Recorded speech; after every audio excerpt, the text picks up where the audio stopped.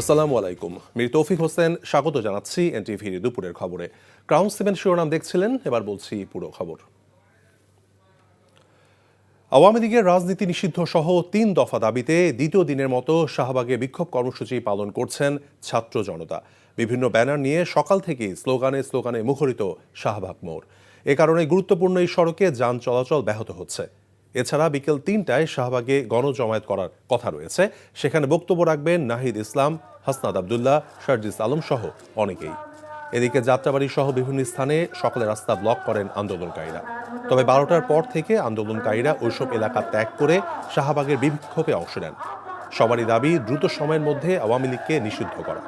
আর দাবি আদায় না হওয়া পর্যন্ত আন্দোলন অব্যাহত থাকবে বলে জানান আন্দোলনকারী ছাত্র জনতা। বৃহস্পতিবার রাত থেকে প্রথমে প্রধান উপদেষ্টার বাসভবন যমুনার সামনে, পরে শাহবাগে অবস্থান করে আন্দোলনকারীরা।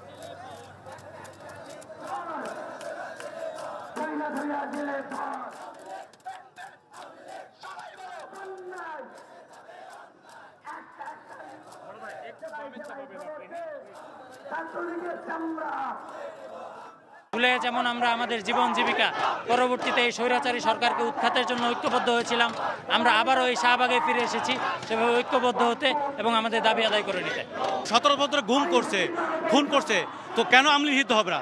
আওয়ামী লীগকে এই গুম খুন হত্যার কারণে আওয়ামী লীগকে নিষিদ্ধ আমরা অবশ্যই দাবি জানাচ্ছি। শাহবাগে আসার অর্থ হচ্ছে আওয়ামী লীগকে নিষিদ্ধ করা। এটা তো আজকের বার্তা না, বা আজকের দিনে আমরা চাচ্ছি না। 2013 সালে যখন হেফাজতের গণহত্যা হয়েছিল তখনই কিন্তু আওয়ামী লীগ মানুষের মন থেকে নিষিদ্ধ হয়েছিল। শাহবাগ ব্লকেটের আরও খবর জানাতে সেখানে আছেন সহকর্মী নূর হোসেন। নূর, শাহবাগের পরিস্থিতি এখন কেমন দেখছেন? এনসিপি তো বিকেল 3টা থেকে কর্মসূচি পালনের কথা বলেছিল, আর শাহবাগে সকাল থেকে কারা অবরোধ কর্মসূচি চালাচ্ছে?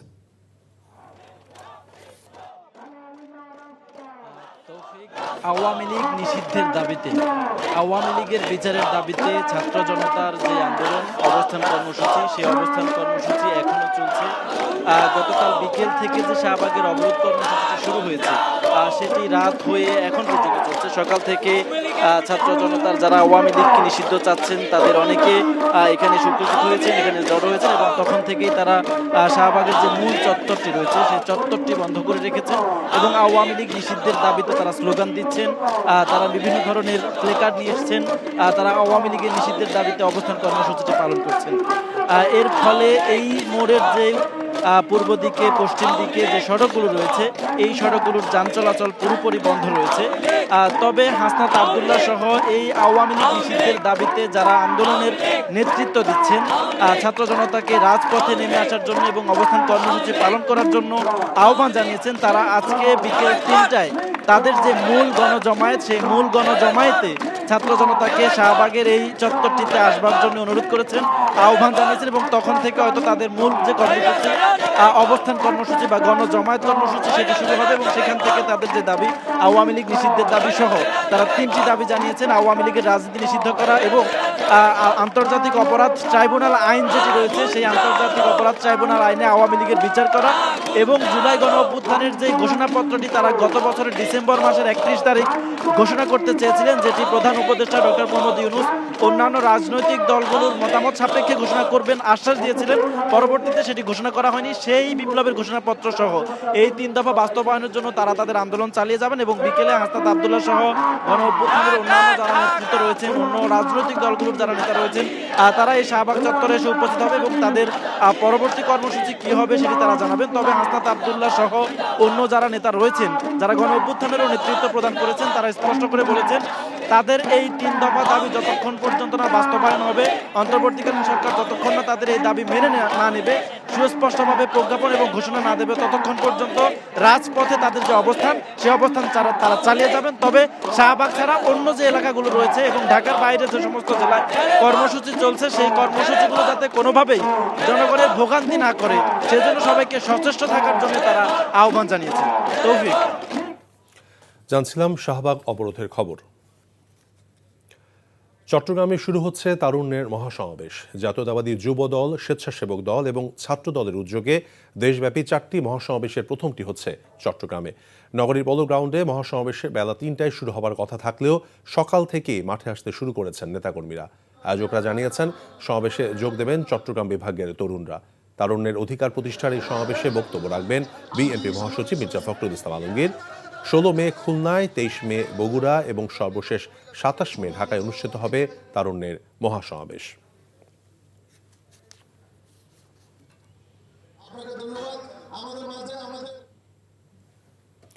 মহাসমাবেশ স্থলে আছেন আমাদের স্পেশাল করেসপন্ডেন্ট ইমরুল হাসান। ইমরুল, মহাসমাবেশের লোক সমাগম কেমন দেখছেন?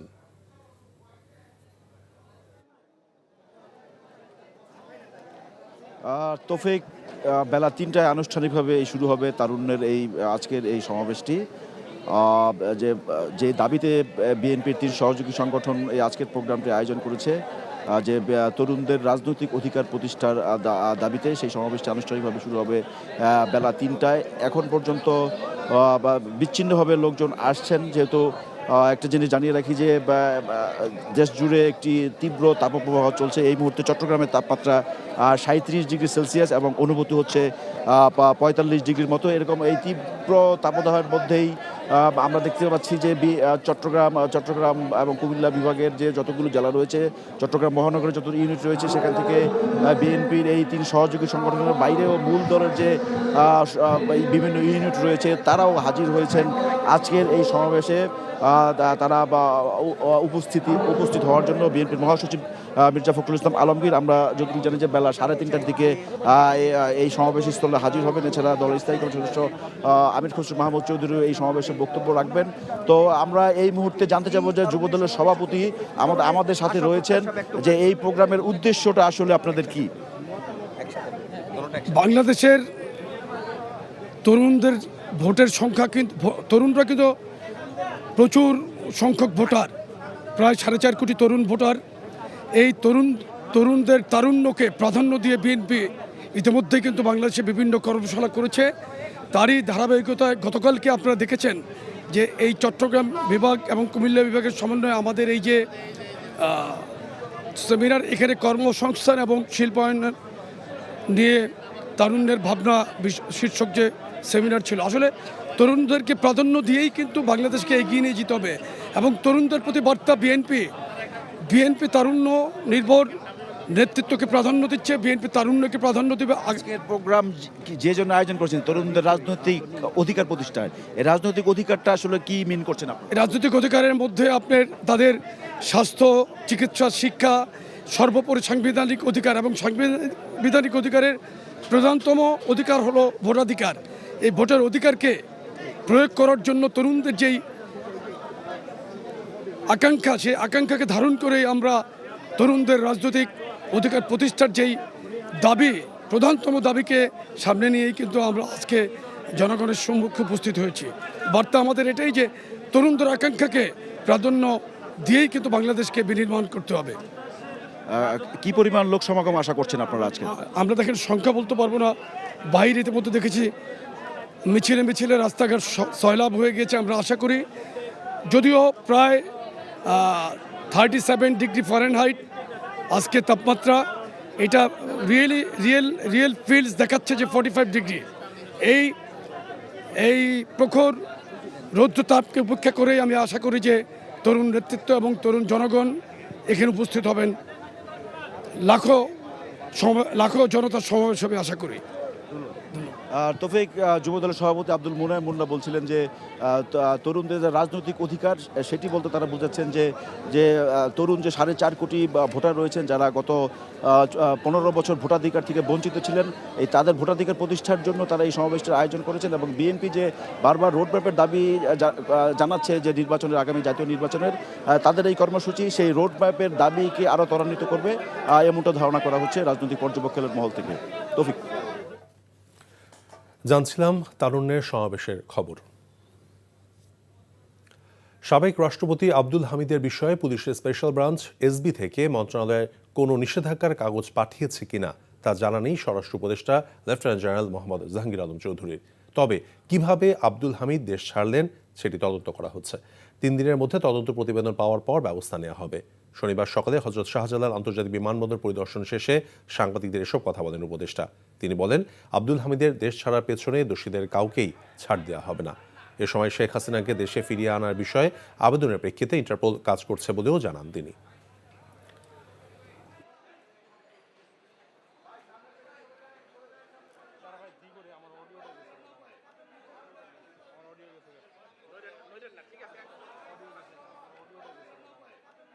এসপি অফিস থেকে যদি স্বরাষ্ট্র মন্ত্রণালয়ে কোনো কাগজ পাঠাইছে আমার জানা নাই, এই জন্য কিন্তু একটা ইনকোয়ারি কমিটি করা হয়েছে, যেহেতু ইনকোয়ারি কমিটিটা এটা পুঙ্খানুপুঙ্খানু দেখে এটার বিরুদ্ধে একটা আইনানুগ ব্যবস্থা নেওয়ার জন্য বলবে, এবং এটার জন্য যারা দোষী তারা কেউ আইনের আওতায় তাদের শাস্তি পেতেই হবে।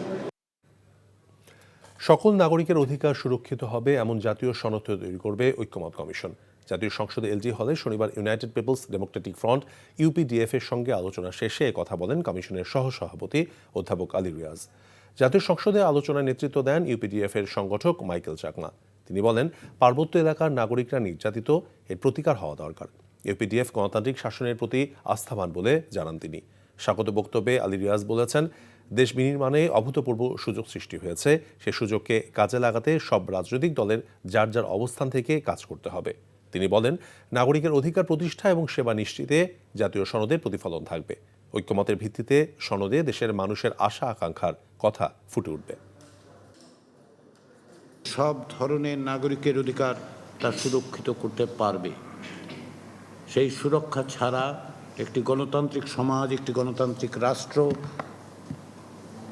নাগরিকদের মানবিক মর্যাদা প্রতিষ্ঠা করা সম্ভব নয়।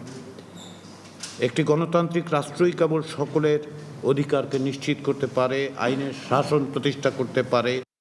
সাতক্ষীরা রেঞ্জের আওতাধীন সুন্দরবনের নদী পথ দিয়ে বিএসএফ কর্তৃক ৭৮ জনকে বাংলাদেশে পুশিনের খবর পাওয়া গেছে। শুক্রবার বিকেলে সুন্দরবনের মান্দারবাড়িয়া এলাকার নদী পথ দিয়ে তাদের বাংলাদেশে পুশিন করানো হয়েছে বলে জানিয়েছে বন বিভাগ। তবে তারা বাংলাদেশি না ভারতীয় তা সঠিকভাবে জানা যায়নি। এই ঘটনার সত্যতা নিশ্চিত করে পশ্চিম সুন্দরবনের সাতক্ষীরা রেঞ্জের রেঞ্জ সহকারী এবিএম হাবিবুল ইসলাম বলেন, মান্দারবাড়িয়া এলাকায় অনুপ্রবেশ করা ৭৮ জনকে আটক করে টহল ফাঁড়িতে নিয়ে জিজ্ঞাসাবাদ করা হচ্ছে। জিজ্ঞাসাবাদে তারা জানিয়েছে, বিএসএফ সীমান্ত দিয়ে তাদের বাংলাদেশে ঠেলে দিয়েছে। এছাড়া আরও কিছু সংখ্যক লোককে বিএসএফ বনের ভেতরে রেখে গেছে।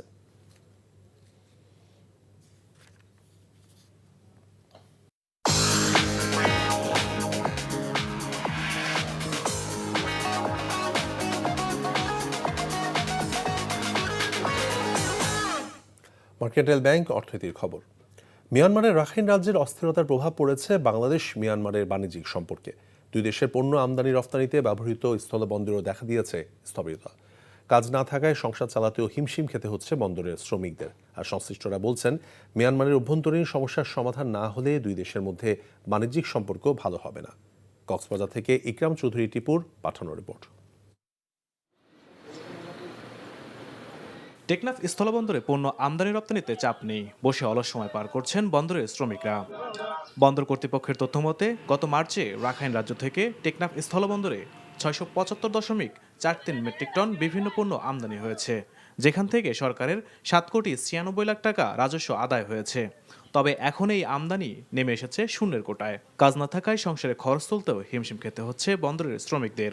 মায়ানমার ঘটনা হওয়ার কারণে এখানে মাল আসতেছে না, আর আমরা চলতে পারতেছি না। এখানে তো অনেকদিন যাবতীয় কোনো ব্যবসা বাণিজ্য নাই, আমরাও দোকান পাটলে বেশি কষ্টে আছি সংসার নিয়ে। মানে আর কানারমিরা ট্রলারগুলি সব আটকাইতেছে, সেজন্য নাককুন্ডিয়া থেকে আর কি সাবর ডিমের মুখন্দর থেকে, সেজন্য ওরা রেঙ্গুম থেকে কোনো বাণিজ্য ট্রলার টেকনাফ স্থলবন্দরে আসা বন্ধ। স্থলবন্দরে আমদানি কমার পেছনে মিয়ানমার রাখাইন রাজ্যের অস্থিরতাকে দায়ী করছেন ব্যবসায়ী নেতারা। বলছেন, রাখাইন রাজ্য জান্তা সরকারের হাতছাড়া হওয়ার পর থেকে বাংলাদেশ মিয়ানমারের মধ্যে বাণিজ্যে টানাপোড়েন সৃষ্টি হয়েছে। নন স্টেট গভর্নমেন্টের হাতে, নন স্টেট যে স্টেক হোল্ডার আমরা আরাকান আর্মি, তাদের হাতে করে আরাকানটা ওদের হাতে চলে গেছে। আমরা বিশেষ করে সিটুয়ে এবং মংডু রিলেটেড আমাদের স্থলবন্দরটা চালু হতো, এখান থেকে বুট আসতো, বুট যেত। আমাদের টেকনাফ স্থলবন্দরটা বাণিজ্যিকভাবে পুরোপুরি স্থবির হয়ে আছে, যাতে করে আমাদের হাজার হাজার ব্যবসায়ী পথে বসার উপক্রম হয়েছে। টেকনাফ স্থলবন্দরের স্থবিরতা কাটাতে আরাকান আর্মির সাথে যোগাযোগ বাড়ানোর উপর গুরুত্ব আরোপ করছেন সংশ্লিষ্টরা। আরাকান রাজ্যের সাথে যদি বাংলাদেশের সম্পর্কটা উন্নতি হয়, তাহলে এই জাহাজ আসার ক্ষেত্রে কোনো প্রতিবন্ধকতা থাকবে না। তখন বাংলাদেশের সাথে আমদানি রপ্তানিতে আবার পূর্ব অবস্থায় ফিরে যাবে বলে আমরা আশা করছি। NTV news desk.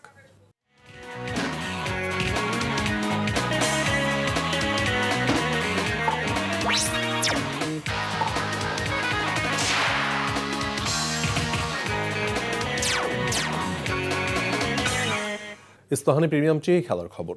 Football. Hamza চৌধুরীর হাত ধরে বদলে গেছে বাংলাদেশের ফুটবলের চিত্র। এবার কানাডা প্রবাসী সমিত সোমকে নিয়ে তৈরি হয়েছে উন্মাদনা। 27 বছর বয়সে মিডফিল্ডারকে বরণ করতে গ্রামের বাড়ি মধুইবাজারের শ্রীমঙ্গলে চলছে ব্যাপক প্রস্তুতি। মধুইবাজার প্রতিনিধি SM উমেদ আলীর পাঠানো রিপোর্ট জানাচ্ছেন কুশলী আসির। সব ঠিক থাকলে সিঙ্গাপুরের বিপক্ষে হামজা চৌধুরীর সঙ্গে মিডফিল্ডে ঝড় তুলতে সুদূর কানাডা থেকে দেশের হয়ে খেলতে আসছেন আরেক প্রবাসী ফুটবলার সমিত সোম। শ্রীমঙ্গলের দক্ষিণ উত্তর সুরগ্রামের সোমবাড়ির সন্তান তিনি। ফুটবল সমিতের রক্তে। দাদা মানিক লাল সোম পেশায় ছিলেন শিক্ষক। ফুটবল খেলেছেন সিলেটের নানা প্রান্তে। রেফারিও ছিলেন তিনি। ভেরি এক্সাইটেড এই ব্যাপারে যে আমার বাতিজা মানে এই আমার বাপের ইয়ে পাইছে। বাবা খুব ভালো ফুটবল প্লেয়ার আসলাম, আমরা খুব ছেলেমেয়েরা কেউ পাইছি না, কিন্তু এ পাইছে। এগুলো স্বীকার করেছে যখন তারে কানাডার প্রশ্ন করছিল তুই ফুটবলরা কই থেকে পাইছ, কয়টা আমার পৌর প্রধান থেকে পাইছি আমি। দেশে ফিরে সমিত নিজ গ্রামের বাড়ি যাবেন। এখন থেকেই উৎসবমুখর পরিবেশ তৈরি হয়েছে, সাজানো হচ্ছে বাড়ি। যখন থেকে এই দেশে ফুটবল খেলে তখন থেকে আমরা একটা আশা আছে যে কোনো এক সময় দেশে আইয়া খেলবো। ও যে আসবে খেলবে, আমাদের পরিবারের একটা ছেলে, এত বড় একটা, তো আমাদের গৌরবের বিষয়। আমাদের ইচ্ছে যে সে সরাসরি বাড়িতে আসুক। এখন বাফুফে থেকে যদি বলে যে সরাসরি ক্যাম্পে জয়েন করবে, তো আমরা রিকোয়েস্ট করব যে না, অন্তত একবার আগে বাড়িতে আসুক, তারপর ক্যাম্পে জয়েন করুক। সমিতের আগমনের খবরে স্থানীয়রা বেশ উচ্ছ্বসিত। উনি আমাদের জাতীয় দলে খেলা সিঙ্গাপুরের বিরুদ্ধে জয়লাভ করবে, ইভেন আরও পাশাপাশি আরও ম্যাচগুলা জয়লাভ করবে। হামজার আগমনে যেমন উদ্দীপনা তৈরি হয়েছিল, সমিতকে ঘিরেও উচ্চ প্রত্যাশা তৈরি হয়েছে সমর্থকদের। কুশলী আসির, এনটিভি স্পোর্টস ডেস্ক। এই ছিল দুপুরের খবরে। এই খবরের ভিডিও সহ আপডেট জানতে ভিজিট করুন NTV অনলাইন www.ntvbd.com। এছাড়াও এনটিভির জনপ্রিয় সব অনুষ্ঠান এবং খবরের আপডেট জানতে ভিজিট করুন আমাদের ইউটিউব এবং ভেরিফাইড ফেসবুক পেজ। 5টায় দেশের খবর দেখার আমন্ত্রণ রইল। ধন্যবাদ সবাইকে।